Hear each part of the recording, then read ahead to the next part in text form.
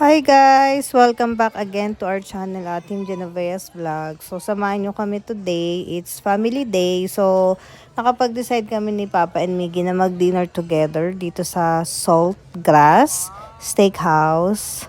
So, same as Texas Roadhouse. Meron silang free bread habang inaantay nyo yung order nyo. So, ayan, with margarine. So, sobrang sarap nito guys kasi talagang freshly baked to. Ayan, medyo maingay lang guys kasi maraming kumakain kasi dinner time.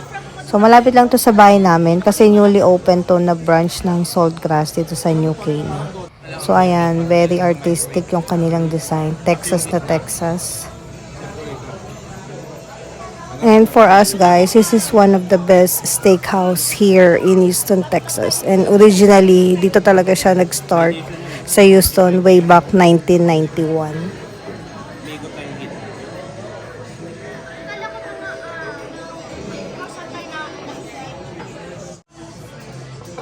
So, ayan. Kain na tayo na appetizer.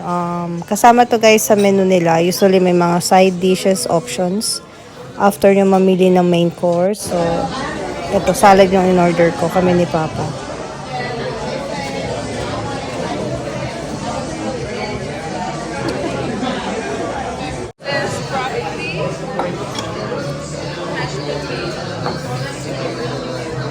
Thank you.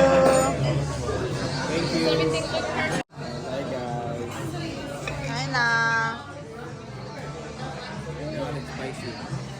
And this is one of their best food combination, yung baked salad and sirloin.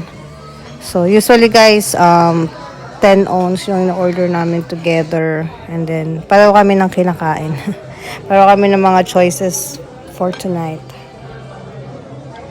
Healthy rin talaga dito guys kasi walang rice. So less carbs, more on protein. And then meron akong side dish na broccoli, yung pinili ko. And then si Papa is mashed potato.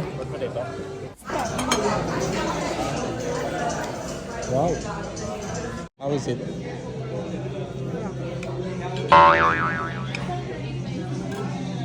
Busy na sa pagkain. Sobrang sarap din talaga ng steak. And syempre, tapos na tayo mag-dinner. Ayan, magbabayad na si Papa Toto. And ayan, once in a while, kumakain kami sa labas para at least yung asawa ko hindi naman magluto sa bahay. Ano ka? No picture?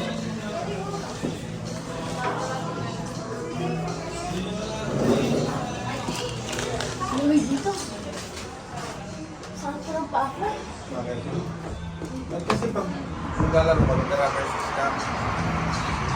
And for those na malapit nakatira dito sa place natin, along Kingwood. So, open sila ng 11 a.m. from Monday to Sunday. So, ayan. Ganda rin talaga ng restaurant tsaka ng concept ng American Steakhouse. Ang sarap ng food, fresh steak. And malapit lang sa bahay. Masagasaan natin yung bato, magasagasan pa tayo. So, ayan guys. Ngiting busog na. Pauwi na tayo guys sa bahay.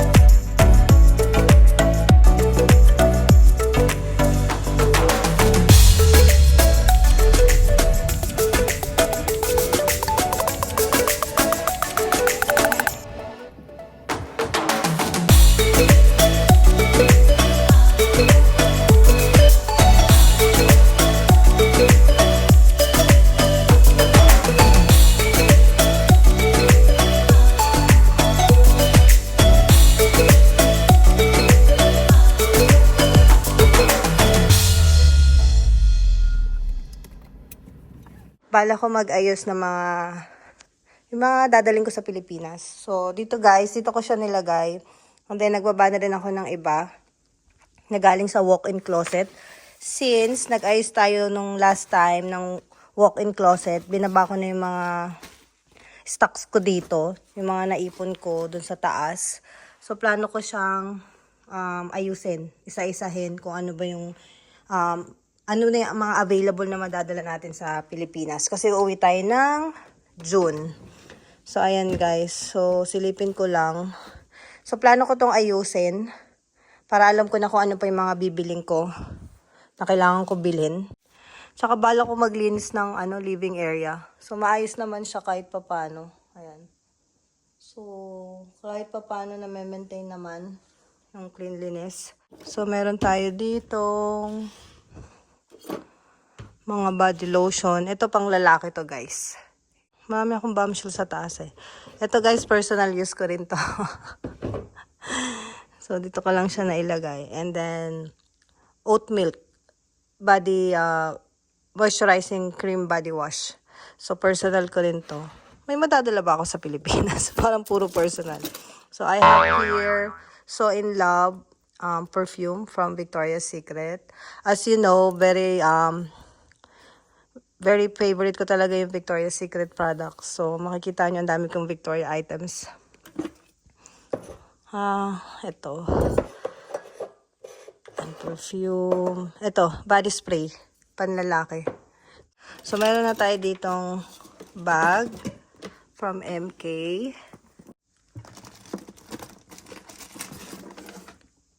Yung Michael Kors. Mami ko. Kaya may isa pa ako ditong bag. O, diba? Daming resibo. Resibo na lang guys. Yung mga pinaghirapan natin. Pero okay lang. Ayan. So, meron na ako ditong 4 na MK na bag. And then, meron tayong lip care kit. Ayan, 2 pack. Tag 4 pieces each pack. So, ayan. And then, ito. Relo ni Mami to. Yan. Bumili ako ng Fossil watch. Pareho kami ni Mami. Couple kami ni Mami. And meron tayong scented candle dito. Ilang piraso to. Ito guys, medyo mabigat kasi to sa bagahe. Di ko alam kung ilan yung iuwi ko sa Pilipinas. Pero more on ko to stocks. So, gusto ko mabango yung bahay. Ayan. So, meron tayong 6 na scented candle. Dami ko aayusin. After sa walk-in closet, ito naman. Ito naman, gamit pala to ni Papa. Regalo sa kanya nung birthday niya. Ang dami pa, oh. Dami pang gamit dito. Laruan to ni Sachi. Yung pamangkin ng future sister-in-law ko. Ayan, kay Sachi to. Kay Papa rin to. Wala na akong ganong pamangkin na maliliit eh. And then, meron tayo ditong, ano ba meron dito? Ayan. Tinanggal ko rin to sa walk-in closet. Mga naman to, wallet. Ito yung mga naipon natin. So, ito, sa amin to ni Papa. Lululemon. Kasabay ito ng mga pasabay na binili natin na belt bag sa Lululemon. Siyempre, meron din kami ni Papa. Pero isa lang yan eh. Yung isa kasi ginagamit na niya. Pero ibang style. Hindi ganitong style. Tsaka mas malaki. 2 liters yata yun. So, ayan. Wallet from Victoria's Secret. Actually, matagal na to sa cabinet. Hindi ko nadala last time. Ito guys, card holder to. Since I get used to... hindi. Ano ba to? Kalimutan ko na. Since puro tayo card. So, bumibili rin. Ayan, tama. Card holder. So, very cute. Ito mo ilalagay yung driver's license, ATM, credit card, any IDs. Pero, limited lang. Para mga 4 pieces, 4 cards lang yung kayang ilagay dito. Pero okay lang din. Halimbawa, may pupuntahan lang kayo sa grocery, ganyan. Hindi nyo kailangan ng maraming card. So, same lang naman to yan. 1, same lang siya. 2, and 3. And then, Kipling pouch. So, ang cute. Actually, akin to eh. Nadada ng gamit dito, puro akin. So, ayan. Ito naman is parang pouch din. Ang bigat, hiningal ako. So, ayan guys, sa isang paper bag, eco bag ng Lululemon. Ayan. So, ito yung mga naipon natin na pabango. O, diba? Sabi ko sa inyo guys, mahilig ako sa Victoria's Secret. So, ayan. Ito. Pero ito, personal use ko to. Ayan, dito ko na lang muna ilagay. So, nakaipon na tayo ng isang bag. Marami-rami na rin guys. So, alam nyo na, pag umuwi kami ng Pilipinas, Victoria's Secret is life. So, ito yung mga dala namin. Dala namin ni Toto. So, everything na kaya ko maipon. Yan guys, iniipon ko na siya para pag uwi ko sa June. Hindi na ako mag-isip pa ng kung ano pa yung mga dadaling ko. Usually, ito naman talaga yung dala ko pag last time na umuwi ako, ito rin yung dala namin. So, ayan. Medyo marami na rin siya. Bibilangin natin. Ayan. Bukod pa to guys sa pasabay natin. Yung pasabay natin, napadala ko na sa box. Ito, wala pa tong pasabay eh. Mahirap din kasi magbuo ng isang box. Kaya kailangan marami talagang magpasabay para mapadala ko yung isang box. Ito, dadali natin to sa Pilipinas. So usually guys, pag bumibili ako ng mga ibibigay, minsan yun din yung gusto ko talaga.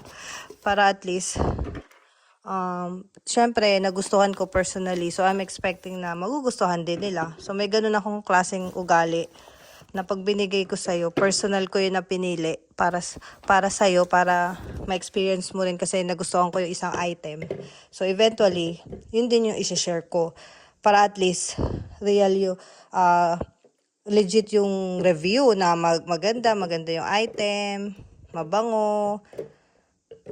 Yan. So, bilangin natin kung magkano na ilan na yung mauuwi nating bottle. So, medyo marami-rami na rin kahit papano. Kaya lang kailangan ko to ilipat-lipat sa bawat maleta ko kasi mabigat to pag isang maleta lang to. So, ayan. So, meron na siyang 1, 2, 3, 4, 5, 6. 30 pieces. 30. And then lotion, 2, 4, 6, 8. And then pabango. Ayan. So, marami-rami na rin siya. So, kukuha lang din dito si Toto ng ipamimigay niya. Ano to eh, hinalo ko na dito yung may binili si Toto mga 10 pieces. More than 10. So, baka half nito kay Papa. Tapos yung half yung nabili ko. So, pero sabay naman kami bumili. So, yan. Titingnan lang natin kung ano pa yung mga pwede natin dalhin pa uwi ng Pilipinas. So, ayan lang yung mga gamit na ayan. So, ayusin natin to ulit. Katulad ng walk-in closet. Para at least organize yung gamit natin. So, ilalagay ko lang siya ulit dito. Kasya ba? Ayan. Lagay ko lang siya dito ulit. So, bago ko siya ibalik doon sa lagayan, punasan muna natin siya. Hindi ko alam kung appropriate itong mga pangpupunas ko. Ito kasi yung mga meron tayo eh. Si Papa yung mahilig bumili nito yung mga all-in-one multi-purpose cleaner yan. Ito naman is fabric. Para pala to sa ito, para sa mga fabric. Mga pillows, sa sofa. Okay na rin to. Pampabango. So, pupunasan ko lang dito isa-isa. So, silalagay natin dun sa lagayan.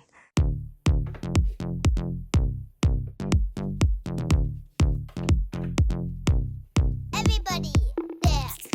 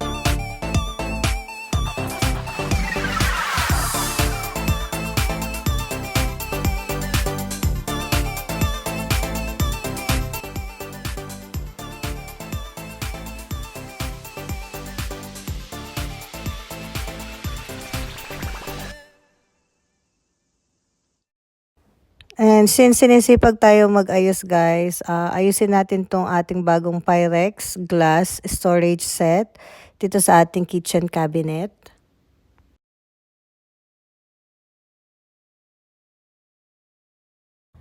And maganda rin talaga guys kung organize yung ating mga cabinet. Ayoko kasi yung cabinet na puro tambak. So usually kung ano yung kailangan natin gawin, kailangan natin gamitin. So gusto ko naka-organize sila para anytime, mas madali natin silang magamit. Alam ko kung saan nakalagay, alam ni Papa kung saan nakalagay. So anytime pwede natin gamitin. At isa pa guys, kung organized talaga yung gamit natin, di ba nakakawala ng stress kahit pagod tayo sa trabaho, tapos ganito kaayos yung mga gamit natin. So nakakawala din talaga ng stress guys, nakaka-relax. And finally, malinis na ating living space. So thank you guys sa panonood na aming vlog. Thank you sa pagsama sa vlog ko today. Until next vlog guys. Bye!